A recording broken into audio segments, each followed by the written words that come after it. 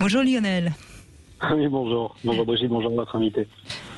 Donc vous avez une femme anxieuse, vous? Bah, très. Très anxieuse. Ouais, très anxieuse depuis toujours en fait. Depuis toujours. Bon, ça s'amplifie ou ça réduit selon les périodes de vie et puis les moments, voilà.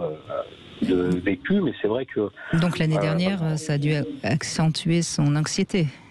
Oui, bah, elle était déjà... en fait, elle a fait un petit burn-out au travail il y a 3 ans, donc évidemment, bah, ça amplifie un peu.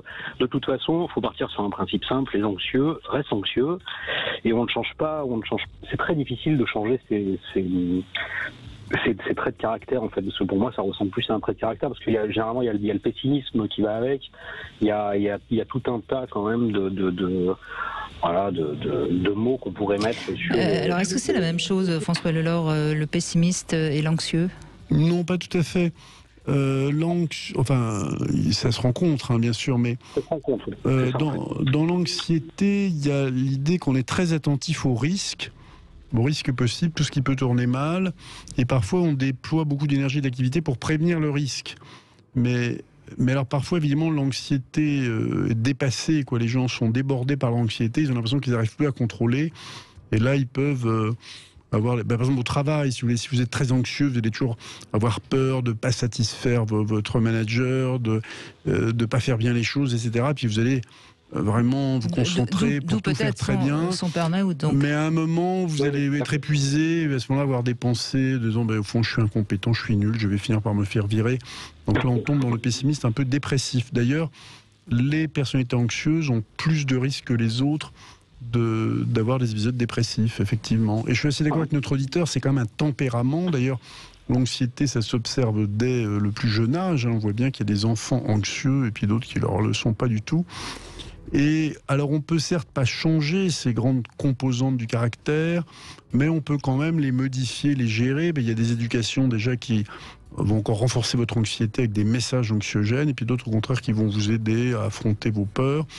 Et puis après, il y a le soutien ou non de l'environnement, du conjoint, de l'environnement de travail. Il y a des métiers plus anxiogènes que d'autres aussi, enfin voilà.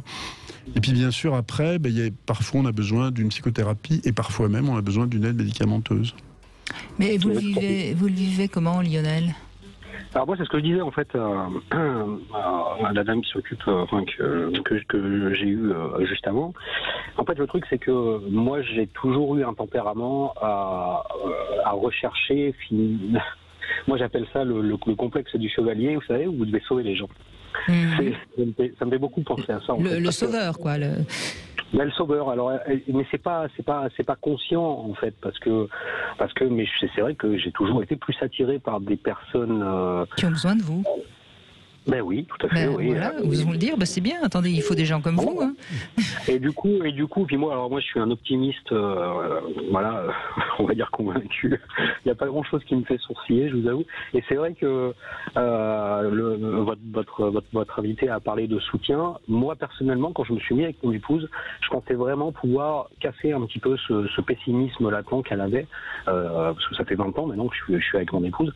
Elle avait donc ce pessimisme un petit peu latent, et je me suis dit si je la porte, si je la soutiens, si je la pousse en fait finalement à aller vers, à lui montrer que en fait finalement ça n'a rien à voir des pensées on va dire négatives, et qu'il vaut mieux voir le positif d'une chose pour essayer justement que ce soit positif, et la pousser comme ça, et en fait vous avez beau faire, effectivement on arrondit un peu les angles, en fait faut être clair, on arrondit un peu les angles, on casse un petit peu les angles un petit peu obtus, mais au final on ne change pas la personne. Mais au moins ça s'est pas aggravé. Vous avez réussi ça, au moins. Mais par contre, c'est vrai qu'elle a travaillé dans le milieu associatif, et avec des enfants handicapés, des choses voilà. Donc c'était très lourd en termes de psychologiquement, c'était très lourd, plus une organisation et une administration un petit peu complexe. Ça fait qu'en fait, comme elle n'arrivait pas à satisfaire son employeur, exactement comme a décrit, c'est exactement ce qu'a décrit votre invité, comme elle n'arrivait pas à satisfaire pleinement son employeur, évidemment, ça l'a amené dans le trou, tout simplement. Voilà. Et malgré le soutien, malgré tout ce que vous pouvez rien faire en fait, parce que c'est une lente descente, c'est une descente douce, mais c'est une descente quand même, et vous pouvez rien faire. Je lui ai dit 10 fois de changer de métier, d'arrêter de se mettre la pression, et voilà. Et au final, ils y vont quand même, ils y vont tout doucement, mais ils y vont. Et puis une fois qu'on a les pieds dedans et qu'on est tombé, voilà. Après, il faut quelques années pour se relever. Donc c'est des tempéraments qui sont assez complexes à gérer. Moi personnellement, je vais pas dire que ça me convient, ça serait mentir. Je suis pas persuadé qu'un tempérament inverse me conviendrait, et au contraire, je pense que ça m'a beaucoup apaisé moi, parce que quand vous êtes un optimiste un peu trop fort, des fois vous foncez trop, et le fait d'avoir quelqu'un qui voit un petit peu sous un autre prisme, de manière plus prudente ou quoi que ce soit, je pense que ça en fait, vous êtes un éternel optimiste, et vous arrivez à avoir des avantages d'une personnalité qui est quand même un petit peu difficile. Donc oui, bien bravo. sûr, mais le sentiment d'aider quelqu'un, de soutenir quelqu'un, ça donne un sens à la vie et c'est valorisant. Je crois que pour votre époux, je crois qu'il y aura quand même vraiment besoin d'une aide extérieure, parce que le conjoint peut aider, mais à mon avis, ça serait important quand même que votre femme puisse parler à un thérapeute et puisse avec lui analyser ses pensées anxiogènes face aux situations.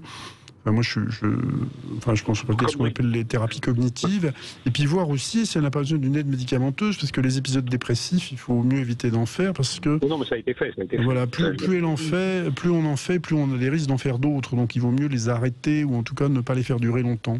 Ouais. Les aides médicamenteuses, c'est aussi à double tranchant. Là, concrètement, elle finit son sevrage entre guillemets de ces anxiolytiques. Je peux vous assurer que de tous ces médicaments, au final, qui vous aident et vous permettent de passer des périodes difficiles, le sevrage est quelque chose d'extrêmement complexe.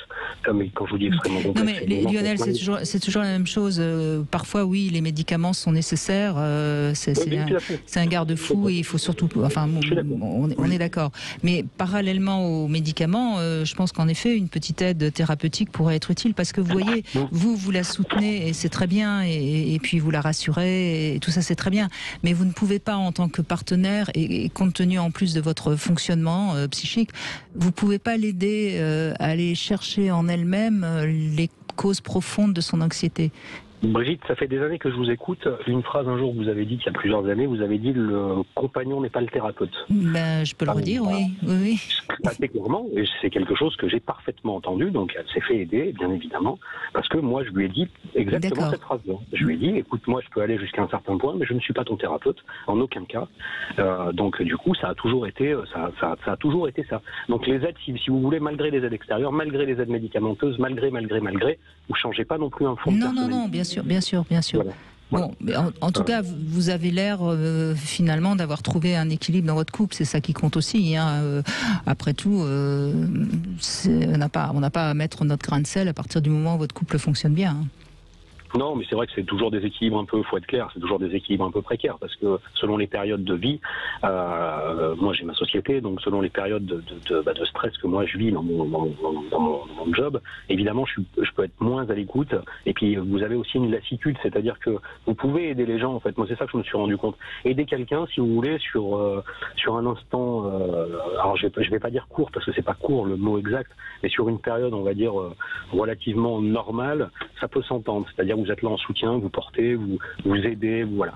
Quand les périodes commencent à s'allonger, et quand je parle d'allonger, c'est plusieurs années, honnêtement, on y perd son énergie, en fait. On y perd son énergie parce qu'on n'a pas de solution. Et en fait, moi qui ai alors je vais dire que oui, comme vous avez dit tout à l'heure, le complexe du sauveur, peut-être. Mais ça me parle très bien. Oui, mais sauf que vous vous trouvez face à votre impuissance, et ça, c'est toujours très pénible.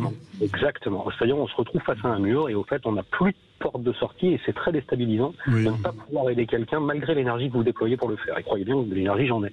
Et ça marche pas. Voilà. Donc, moi, j'aurais juste une question, mais est-ce que votre épouse a eu aussi, est-ce qu'on a envisagé pour elle des traitements antidépresseurs et pas simplement anxiolytiques? Oui, c'est des antidépresseurs qu'elle a pris. J'ai dit anxiolytiques, mais c'est des antidépresseurs.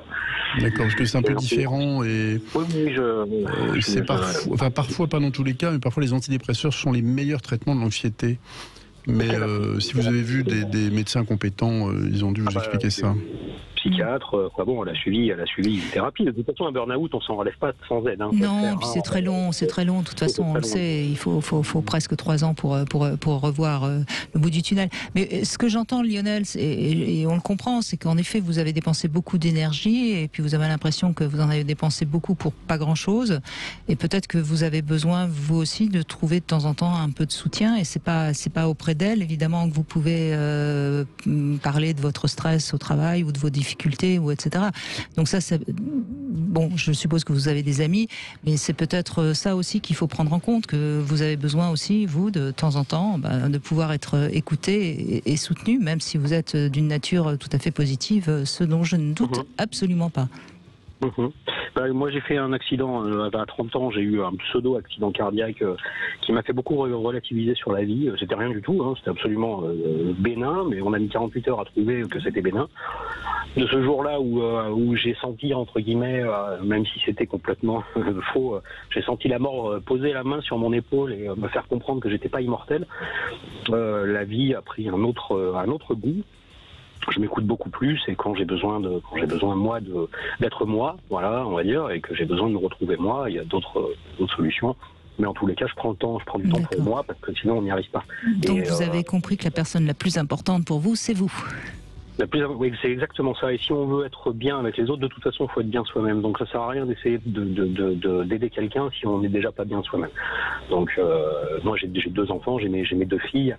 Ce que je veux dire, c'est que je peux pas être à plat, donc je porte tout ce que je peux porter, vraiment. Non, vous avez le droit d'être à plat, c'est pas, voilà, vous avez le droit.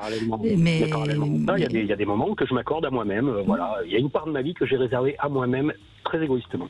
C'est très bien, c'est très bien. Moi, je pense que c'est très bien. Mais ça, c'est grâce à vous aussi. Hein. Oh, merci Lionel. Je vais prendre aussi l'étiquette du sauveur alors.